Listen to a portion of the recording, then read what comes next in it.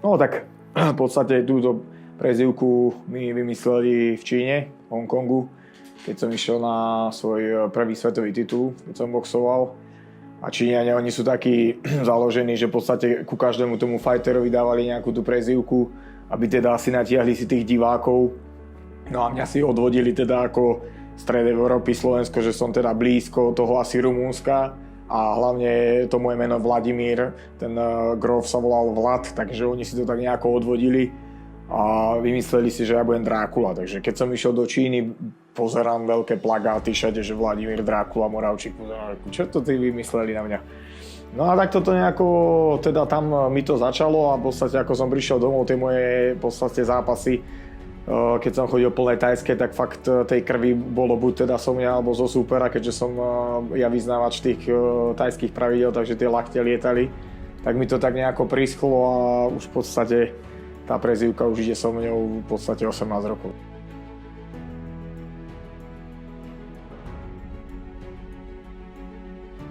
No jasné, zápas prvý C-čkový do Berlína, hýbaj, sadli sme do malého Fiata, palba tam. Odzápasil som s nejakým Nemcom, vyhral som, dostal som 50 eur, sadli sme do auta, palba domov. Prišli sme do Bystrice, nevedel som si vyzúť tenisky, ako mi to všetko stieklo, tých 1300 km, či koľko to bolo, vieš, do Bystrice, Berlín. Tie nohy nakopané, nevedel som si normálne vyzúť tenisku, mi to všetko sa zlialo, tie priehlavky som mal také, vieš, v tom aute, keď sme cestovali hneď po zápase. Hovorím si, tak toto mi je treba, ty koko, za 50 eur. A v podstate v sobotu bol fight, v nedeľu sme prišli a pondelok iba ho do roboty.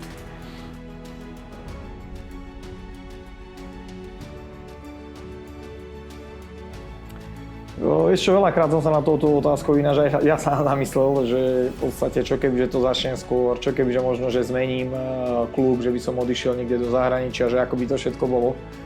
Že ako by som v podstate fungoval, kebyže tie úspechy prídu teda aj niekde inde, kebyže som napríklad v Holandsku, alebo že by som bol v Thajsku, by som tam zápasil, že ako by to všetko bolo. Keď si to beriem tak ako odstupom času, určite by som to nemenil. Určite by som to asi nemenil. Ja si myslím, že na to, že presne, že som začal teda neskôr, som začínal ako 20-ročný. 21, prvýkrát, keď som v podstate vstúpil do telocvične, lebo ja som v podstate žiadne kontaktné športy nerobil, ani som k tomu nemal nejaký vzťah, nič absolútne. Tak si myslím, že to vypálilo celkom dobre, takže ako nemám si myslím, že čo meniť a možno, že kebyže začnem skôr, možno, že skôr skončím. Ono je to zase tiež taká, vieš, že môže to byť, mohlo to byť aj na škodu, ale možno aj nie, lebo veľa tých chalanov, ktorí začnú skôr, 15-16 rokov, tak možno 20-25 končia kariéru. Ja som v podstate začal neskôr a ťahá mi na v podstate 38 a ešte som stále aktívny a ešte stále dokážem obháňať tých mladých chalanov. Takže zase to je taká tá moja motivácia, že sa v podstate posledných 3-4 roky, ak možno aj zopäť, mám väčšinou súperov 10 rokov mladších odo mňa. Takže a stále vidím, že stále mám čo tým divákom ukázať. Tie zápasy si myslím, že sú atraktívne a v podstate získam ešte tituly svetové, čo teraz idem obhajovať po druhýkrát titul Fusion v Žiline. Takže uvidím, ako to dopadne.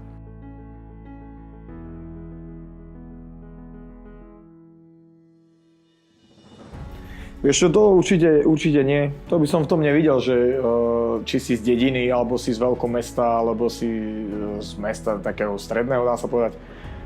Myslím si, že keď ten chalan chce niečo dosiahnuť v tom danom športe, tak môže byť fakt naozaj aj z dediny. Není problém v podstate ísť niekde na nejaké sparingy, niekde vycestovať von, ale to gro, to v podstate, čo ty musíš odviesť na začiatku, je v prvom rade sa zahryznúť do toho, musíš v podstate chodiť, makať a musíš mať ten chtíč. A myslím si, že to není o tom, že či si z veľkého alebo z malého mesta.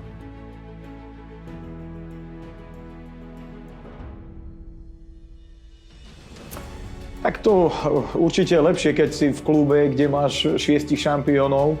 Hej, tak jasné, že ideš raketovo hore, ale nie vždy to môže byť, že ti to pomôže. Hej. Niekedy to môže byť aj, niektorí chalani to môžu mať aj na škodu, v podstate, že sú takí, že nie sú tak v takom, ako by som povedal, výslní, že ich tak až nevidno, že sú v pozadí nejakého toho iného borca. V Vieš, takže ono je to také dvojsečné, ale nemyslím si, že by to malo byť až tak, ale tak samozrejme je dobré, keď máš v klube kvalitných sparingov.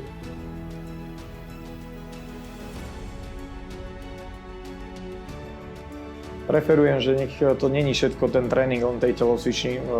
Ja osobne som najradšej, keď tie tréningy sú fakt všestranné, či už ja chodím veľa na bežky, chodím presne do tých hôr, chodím behať. Tam v podstate v tej hore ty vieš spraviť tieňový, vieš tam prehádzovať balvany, nejaké odrezky stromov, ako fakt ten tréning si vieš spraviť hocde. To nemusíš fakt len byť v tej telocvični. Takže ja som skôr za takýto prístup, takže presne ako si povedal, dá sa to vynahradiť niečím iným, aj keď ten sparring samozrejme je gro toho tréningu.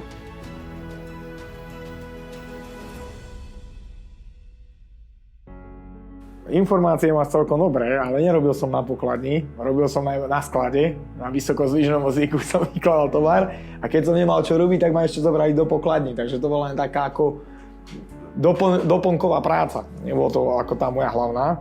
Vieš čo, vydržal som tam 5 rokov v podstate.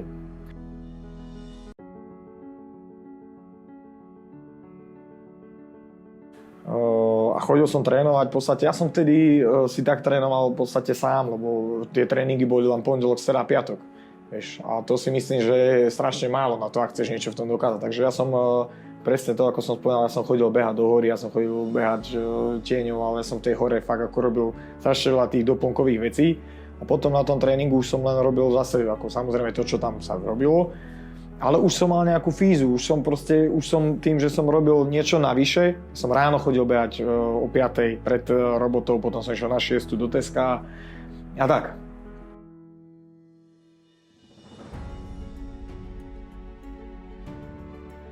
Ja som po tých 5 rokoch prvýkrát išiel do Thajska na 3 mesiace a mne v podstate v Tesku nechceli dať neplatené voľno, tak ja som dal výpoveď. A v podstate som doma buchol po stole, lebo ako bol to dlhodobý boj doma s rodičmi, že teda kde do Thajska v tej dobe, vieš, do Thajska nechodilo ako teraz, vieš. Rodičia boli z toho zrození, že čo, či tam dajú do rúbsaku a takéto, vieš, scény filmové. Čo samozrejme ako rodič to už teraz to chápem aj ja, že to nie je ako jednoduché a hlavne v tej dobe. No ale tak teda nejako som si to doma pretlačil a vycestoval som, dal som výpoveď v tom Tesku, vycestoval som do Thajska na 3 mesiace. No a už potom zase som sa vrátil, zase som robil, ako ten šport, to sami dobre vieme, ako to je na Slovensku a v Čechách, že teda profi sa to robí veľmi ťažko, ak nemáš nejakých za sebou partnerov, sponzory. Musí človek robiť v podstate, vieš, tých fightov proste nezarobíš, raz máš, raz nemáš, sa zraníš, alebo čo to ako, na to sa nemôže spoliehať, hlavne keď máš rodinu, o ktorú sa potrebuješ starať, takže zase som sa zamestnal, ale už som hľadal prácu, napríklad už som robil v posilovni, že už som to vedel kombinovať, už predsa som bol aspoň v tom, kde sme trénovali, kde sme mali gym, tak už som vedel si zatrénovať popri nejakej robote, už by mi vyšli v ústrety a takto som to nejako ladil, no.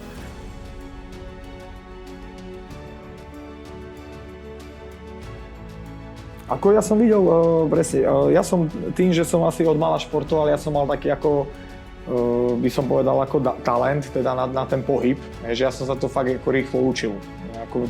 Ja som bol ako taká špongia, ja som to do seba nasal, to niečo mi ukázali a proste super.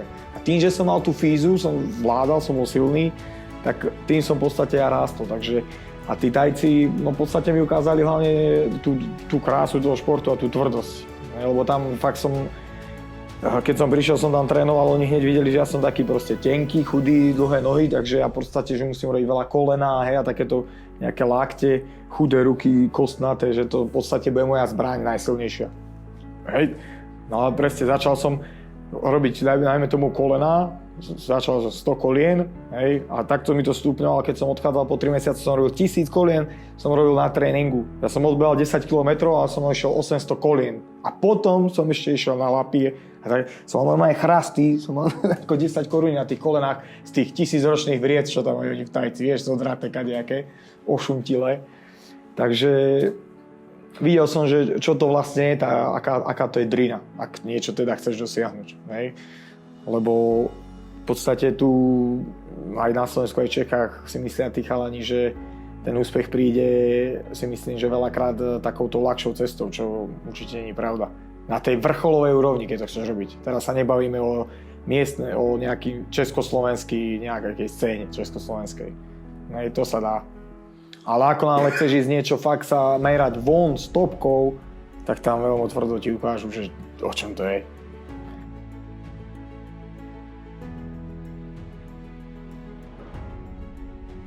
Ešte no, hlavne tá kultúra, hlavne ten šport, aspoň ja to tak pociťujem, že tí Tajci, dajme tomu, oni to berú vyslovene, že to je šport, že to není také, že keď tam v podstate prehráš, že to není neviem aký hriech, alebo neviem čo sa zle stalo, že zle si trénoval, alebo neviem čo.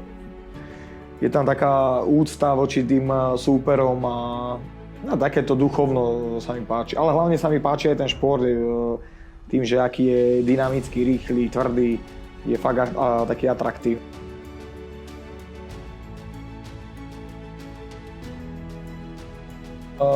Super má vzniknúť teraz vo februári, má byť Enfusion, neviem či nie,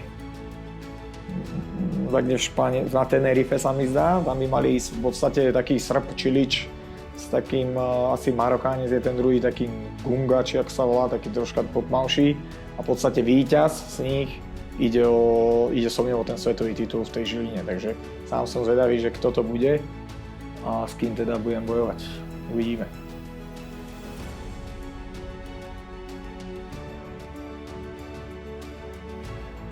Tak ja už som v klietke zápasil, samozrejme ale v rukaviciach boxerských, mal som zápas K1, ešte u nás v Banskej Bystrici, keď sme robili full fight, takže už ako nejakú skúsenosť s klietkou mám, ako rozlohou, hej, a teda nie štýl boja.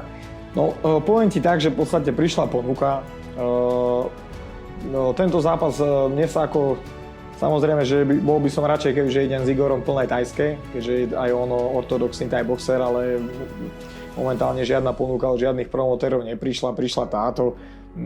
Ja som to chcel vyskúšať to MMA, v podstate neviem dokedy ešte teda bude tá moja kariéra trvať, už samozrejme už nie je dlho, nie som teda najmladší, takže nemyslím nejako dopredu, že by som išiel robiť to MMA, jen to v podstate vyskúšať a prišla táto ponuka, no tak idem do toho, uvidím. Idem si to vyslovene a vyskúšať, idem si to užiť. Spravíme si, myslím, že veľmi dobrý zápas s tým Igorom. Hlavne pre tých fanúšikov toho stand-upu, toho thajského boxu. Pre nich to bude podľa mňa určite atraktívne a preto som rád, že aj Igor to zobral. Tak ja som ako hneď vedel, že Igor to zobere, takže sám som zvedavý, že čo to bude.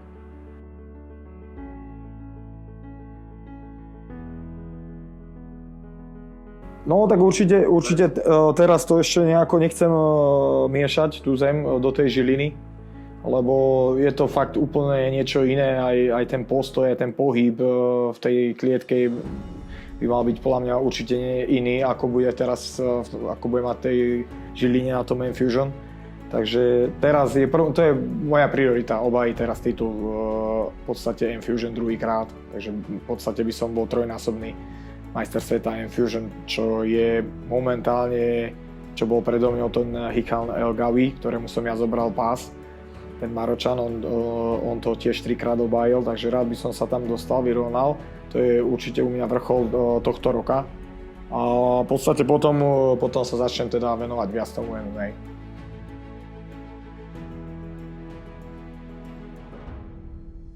Uvidíme, ale tak ja si myslím, že to sú chalani, ktorí robia kontaktný šport, že to v podstate pochopia. Sú dva tábory. Je jeden tábor, ktorý teda jasné, super, je to pre nich atraktívne, je to zaujímavé a potom sú ľudia, ktorí teda sú takí tí ortodoxní thai boxery, ktorí a na čo tam ideš a nemal si ísť a tak. Tak ako rešpektujem aj ich názor, aj ich chápem. Lebo ja som bol tiež taký v podstate ešte predtým, keď som teda zvažoval tú ponuku, či do nej ísť, či neísť, tak som teda rozmýšľal, že či spravím dobre, či nie. Ale potom som sa pozrel na to z takého hľadiska ako sám seba, že čo v podstate ja od toho chcem, že nejdem sa ja zase kúkať len na tých ľudí, čo oni chcú. A som si teraz hodnotil, že to chcem vyskúšať, je to atraktívne, je to v podstate zmiešané bojové umenie. Takže v podstate je to o tom, že tam je boxer, je tam thai boxer, sú tam karaťáci. brazílskej. V podstate je to taká široká verejnosť tých bojových športov, tak prečo by som si to nemohol ísť ja vyskúšať ako starý gang Thai boxing.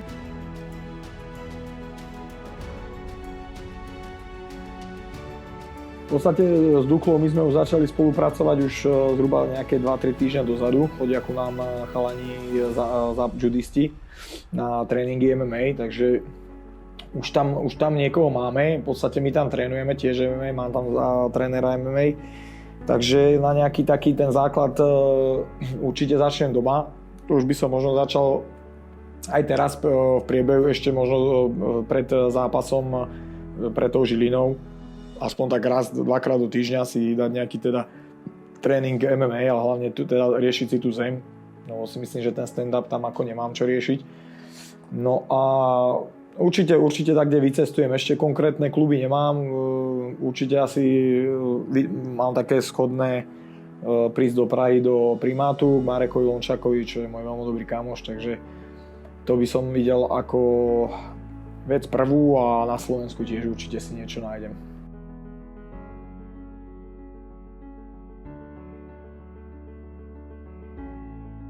No v podstate ja s M-Fusion nemám zmluvu, takže v podstate aj tento rok to bolo tak, že ono je do pol roka by si teda môžeš obhajovať, ale tým, že Robo Kajanek má tam dobré vzťahy v podstate s Edvinom, tak natiahol to zase na rok, aby to mohlo prísť do Žiliny. Aby to mal v podstate nejaký cvenk pre to Slovensko, čo je super si myslím. Takže uvidíme, ale nejaké povinnosti mi tam z toho neplynú, takže uvidíme, čo bude.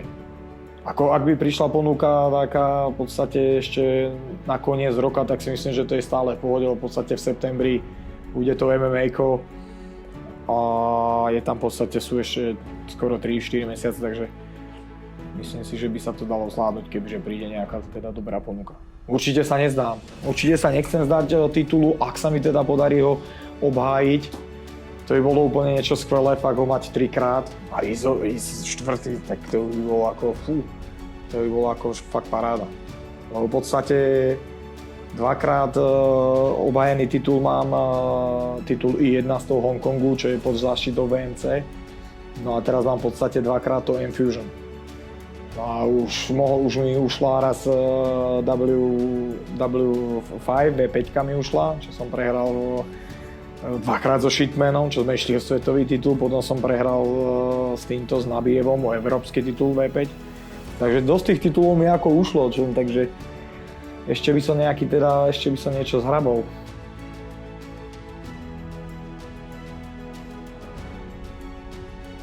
Ešte ja sa hlavne teším z tej mojej kariéry ako takej. Lebo v podstate ona začala v roku 2000, nejako tak prelom. A je rok 2018 a v podstate ja som každý rok bol v podstate v kolotočí, že som v podstate nemal žiadnu výluku. Rok, 2, 3 alebo hej tak. Takže ja som v podstate, ako som začal, dá sa povedať, vyšiel som na tú teda métu medzi tých profikov a dá sa povedať, tam sa držím 8 rokov v kuse. V podstate boxoval som fakt so všetkými, čo sa dá, v podstate s esami, zo sveta. To sa nebavíme teraz o nejakej československej scéne znova, takže fakt som boxoval s top menami, s Kyšenkom, s tajcami úplne nezmyselnými, ako posledný zápas s Tongčajom na All Stars. Takže fakt som si prešiel cez všetkých chalanov, dá sa povedať, čo som aj poprehrával, tak ani jeden zápas nebol taký, že by sa boha, tam si dostal. Bitka proste veľakrát šťastie buď teda na ich strane, alebo veľakrát mi tá príprava mi až tak nevyšla, že som tam ochorel týždeň predtým. Nebolo to úplne 100% z mojej strany, ale vždy si môžem povedať, že každý ten zápas fakt ako stál za to v tej mojej kariére. Takže ja sa z tohto hlavne teším, že fakt tá kariéra bola výživná.